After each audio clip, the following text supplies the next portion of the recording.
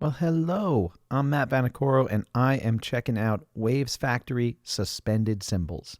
We've got access here to 5 different classic suspended cymbals mapped out in a really interesting way to give composers access to the best articulation and way to play these instruments that you can have.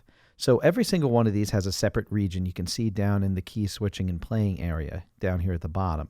And I've got the ability to play a normal strike on the cymbal, like a sustained hit, then the edge crash, then a little bit of play on the bell,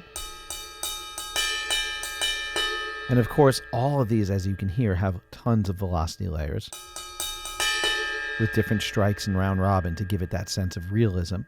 I've got the roll on it, so warming it up almost like a gong, and then some really cool scrapes and effects on the top.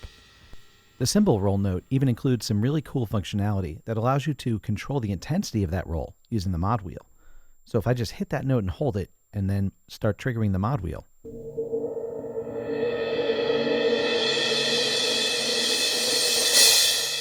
you get a really cool intensity adjustment, and you can even hear there's a cool release sample. So when I let go of the note, it triggers the end of the roll. Really neat. And any of these can be muted with that red key to the right at the edge of each one of them. So in the middle of a strike, I can go ahead and mute it and muffle it with my hand. Well, my virtual hand. Well, my actual hand on the MIDI controller. I guess if you want to really get down in the nitty-gritty. Now, before we jump over to the mixer, there's also a couple things you can do right on this screen. You can click on any one of these individual cymbals, and you'll have the ability to adjust different things about those cymbals. You can see the name of the cymbal and what it's mapped to. So you can use that little MIDI learn button and decide which cymbal you want to work on. So if I press a key, I'm working on that cymbal. You can see which one you're actually working on. Now from there, you can also adjust the volume, pan, and pitch of each cymbal independently.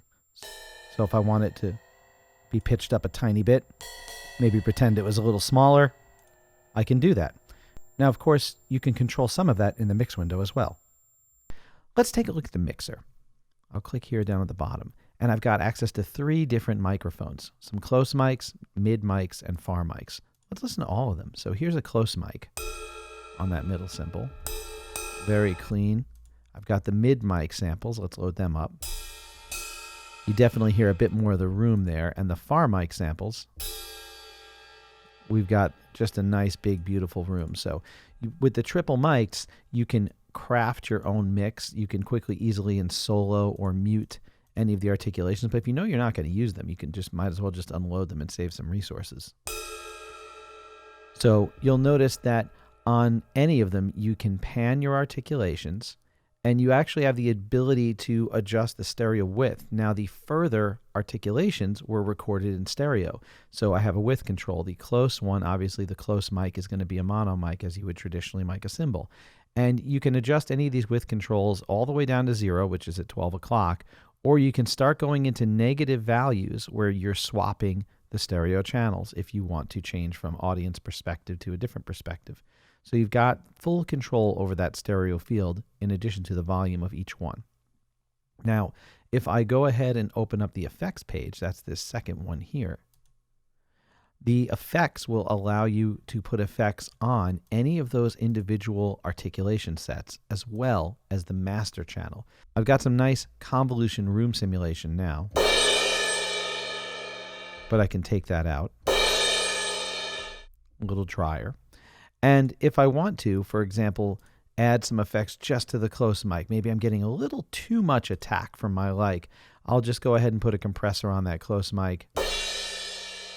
And there we go. Now it has the ability to still get the crash and the sustain, but the close mic is a little more controlled, or if I want to let it off the handle a little more, I can do that too by adjusting the threshold and the ratio and decide how much compression I actually want.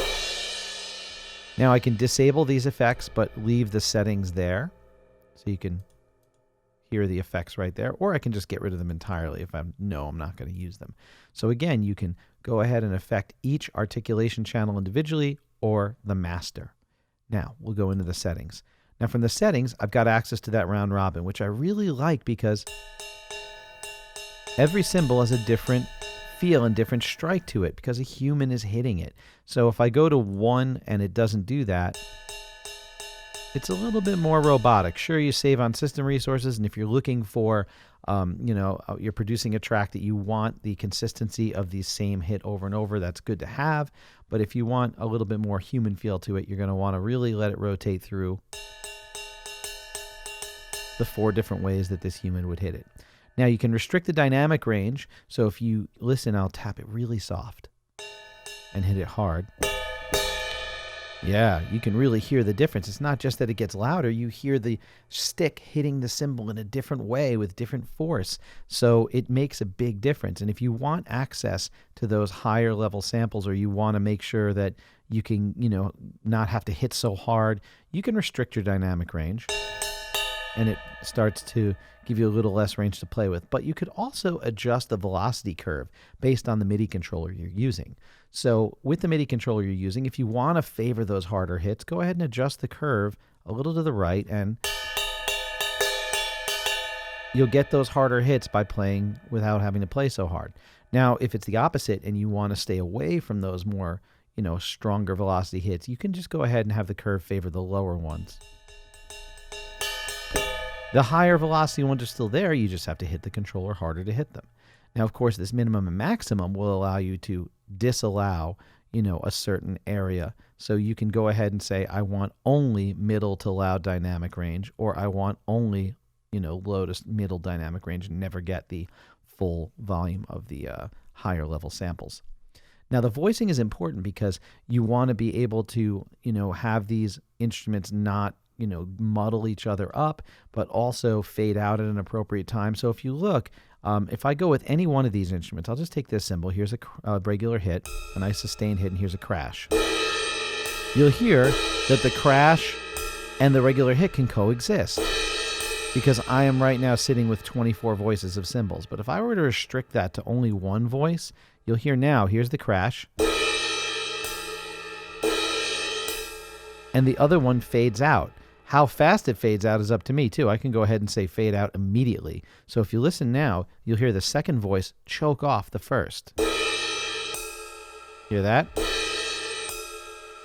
So you have the ability to get a very realistic sound in only one hit per cymbal, or you can go ahead and allow yourself 24 voices with a longer fade out. And you can coexist on that cymbal until you manually trigger the mute using the muted key. Now you can adjust the envelope to shape the sound. So if you want the crash, but you don't want that initial ping of the stick on the cymbal, go ahead and slow down the attack. And you've got your traditional fade-in cymbal sound. And of course, the decay. We can speed up the decay a little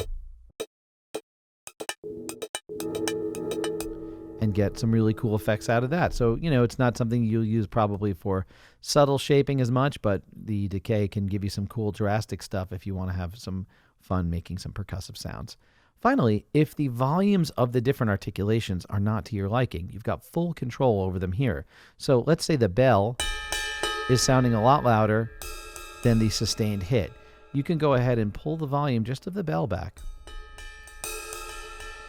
As you can hear now, the bell is significantly quieter. So for any of those, if the roll is not to your liking, you can raise the volume.